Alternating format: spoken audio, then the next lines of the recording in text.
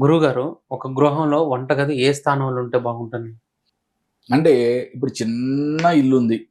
ఇంక ఆగ్నేయ వాయువు మించి ఇంక వేరే పొజిషన్స్ లేవు. ఓకే. ఇప్పుడు మనకు చాలా పెద్ద ఇల్లుంది. ఎన్నో గదులున్నాయి.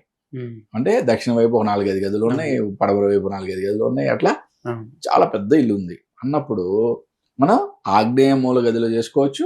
వాయువ్య మూల గదిలో చేసుకోవచ్చు. ఓకే. అట్లాగే దక్షిణపు మధ్య భాగంలో, పడమర మధ్య భాగంలో కూడా చేసుకోవచ్చు. ఓకే. ఓకే.